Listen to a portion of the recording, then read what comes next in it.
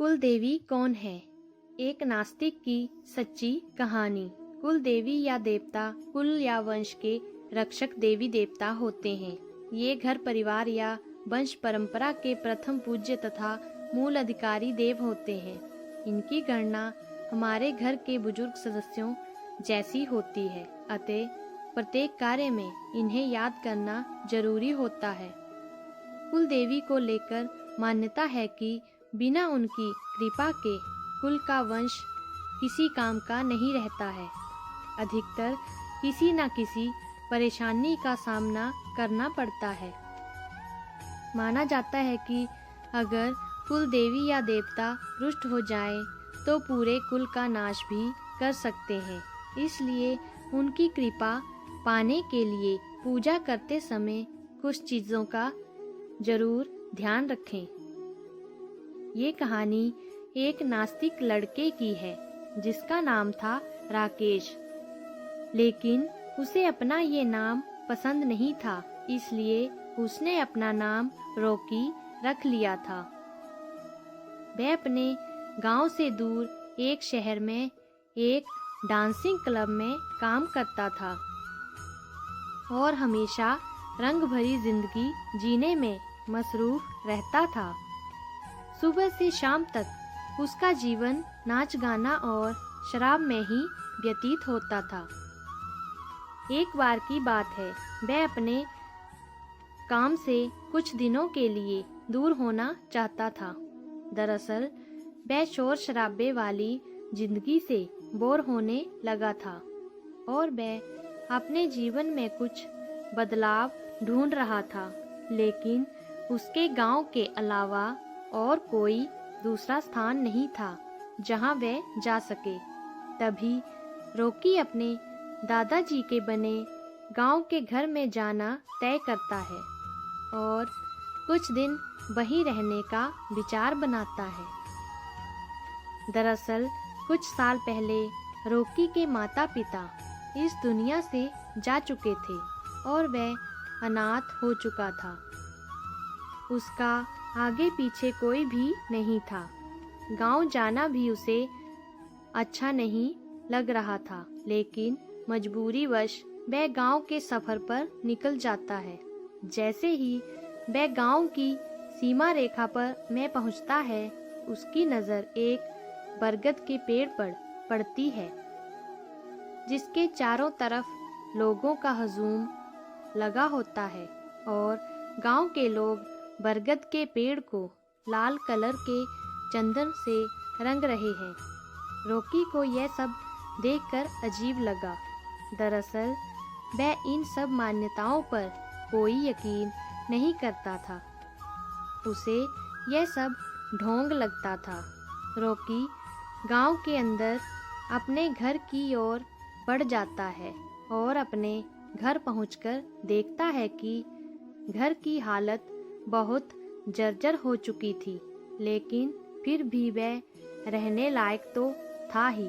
इसलिए वह अंदर प्रवेश कर गया और साफ सफाई करके रहने लायक व्यवस्था बनाने में जुट गया।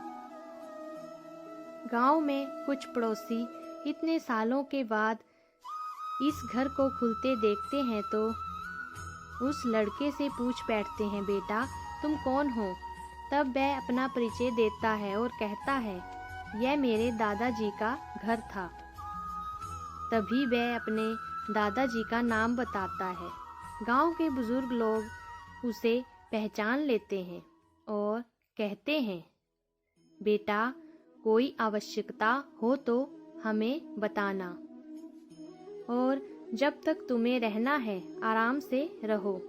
रॉकी भी मुस्कुराते हुए जवाब देता है, जी जरूर। लेकिन रॉकी का ध्यान अभी भी उस बरगद पर अटका होता है।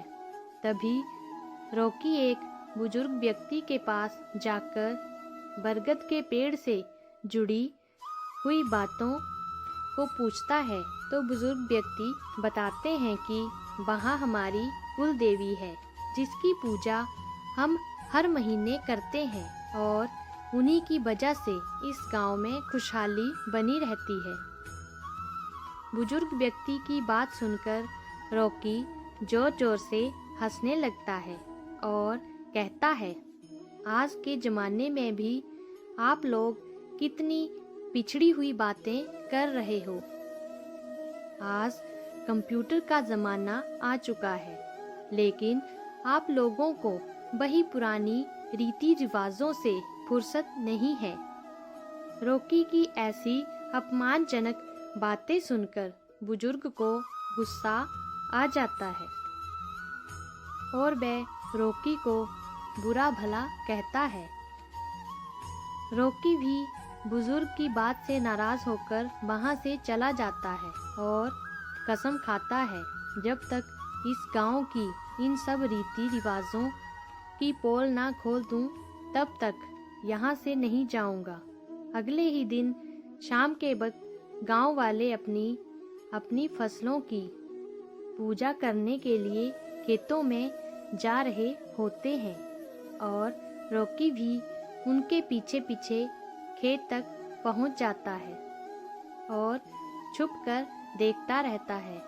काफी देर तक इंतजार करने के बाद गांव के लोग पूजा करके वापस चले जाते हैं, लेकिन रॉकी के दिमाग में विरोध का ज्वालामुखी फूट पड़ा था और वह अपनी बात को सच साबित करने के लिए कुछ भी करने को तैयार था। तभी वह खेतों के किनारे दिए जलते देखता है और उसके दिमाग में आता है कि क्यों ना खेतों में आग लगा दी जाए, फिर कौन उनकी फसलों की रक्षा करेगा। अब देखता हूँ कौन सी कुल देवी आती है बचाने। वह गांव वालों के खेतों में आग लगा देता है और देखते ही देखते आग बढ़ने लगती है और रॉकी गांव की तरफ तेजी से भागने लगता है ताकि उसे कोई देख ना सके। लेकिन जैसे ही वह अपने घर के पास पहुंचता है, वह देखता है उसका घर आग की लपटों से झुलस रहा है और गांव के लोग पानी से आग बुझाने में लगे हुए हैं। उसे कुछ समझ नहीं आता कि यह कैसे हुआ। तभी वह जाकर के वहां के लोगों से हड़बड़ाते हुए पूछता है, यह आग कैसे लगी। तभी गांव के लोग बताते हैं, बेटा हम यहाँ बैठे थे, अचानक तुम्हारे घर के अंदर से धुआं निकलने लगा। हमें लगा तुम अंदर खाना बना रहे हो, लेकिन कुछ देर में तुम्हारे पूरे घर में आग फैल चुकी थी और हम सभी लोग इसे बुझाने का प्रयास कर रहे हैं। लेकिन रॉकी को अपनी गलती का एहसास हो रहा था। उसे लगा कि अब गांव वालों को मैं क्या कहूँगा। तभी अगले ही पल एक किसान दौड़ता भागता आता है और कहता है, अरे चलो देखो, किसी ने हमारी फसलों में आग लगाने की कोशिश की है। और गांव की भीड़ अपने खेतों की तरफ भागने लगती है और रॉकी भी पीछे पीछे जाता है ताकि किसी को इस पर शक ना हो। लेकिन जैसे ही रॉकी खेत के पास पहुंचता है तो खेत पहले की तरह ही लहरा रहे होते हैं और जो आग रॉकी ने लगाई थी वह केवल फसल के किनारे तक ही बढ़ी थी। रॉकी समझ चुका था, जरूर यह कुल देवी की महिमा है, और वह उसी बुजुर्ग के पैरों में गिर जाता है जिससे उसकी बहस हुई थी और सारी बात बता देता है।